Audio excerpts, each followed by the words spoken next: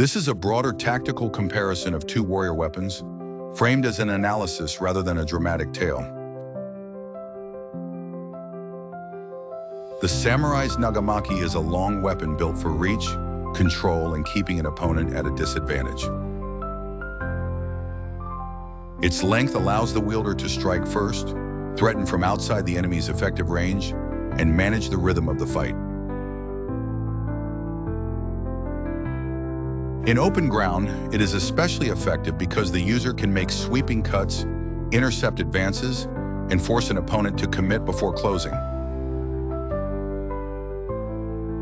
The nagamaki also gives the fighter a strong advantage in space. Even when the blade is not striking, the mere threat of its reach can control movement and limit an enemy's options. Its main weakness is that it becomes harder to use in cramped conditions, where walls, clutter, or too little distance reduce the benefit of its length. The Viking bearded axe is shorter, more compact, and weighted towards close combat. It is designed to cut, hook, trap, and pull, making it highly versatile in a melee. The extended lower edge of the blade, or beard, can be used to catch shields, control limbs, and manipulate an opponent's weapon or guard. It is effective with or without a shield, and in tight fighting it can be extremely dangerous because it needs less room to strike efficiently.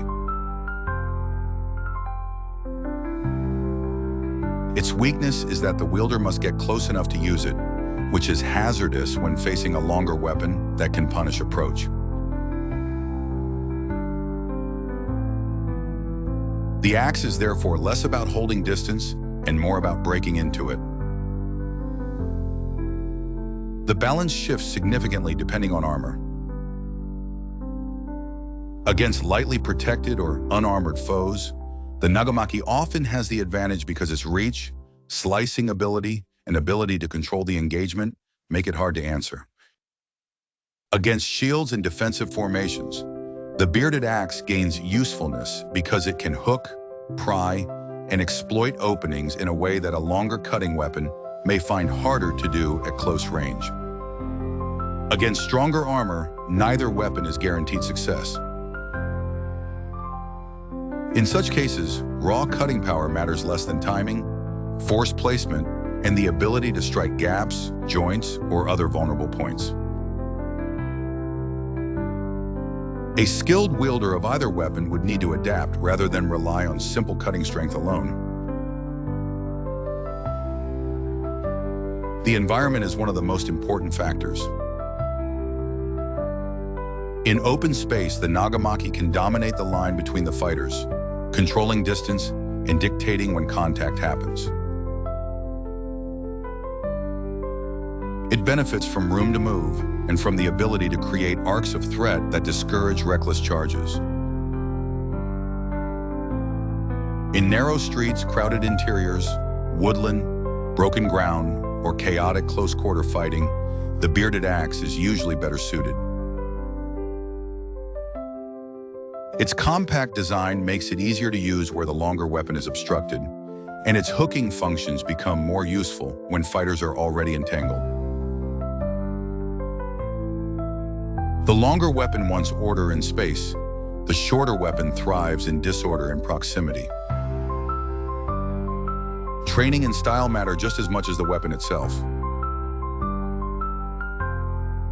A fighter skilled with the nagamaki can use footwork, timing, and reach to keep an enemy under pressure without ever allowing them to settle. A fighter trained with the bearded axe may excel at closing distance, disrupting an opponent's guard, and turning a limited opening into a decisive strike. Neither weapon is automatically superior. Their effectiveness depends on how well the user understands distance, tempo, and the practical realities of the battlefield. There is also a difference in battlefield role. The nagamaki suggests a fighting style that values control, spacing, and sustained pressure. It is a good weapon for shaping an engagement and forcing the enemy to react.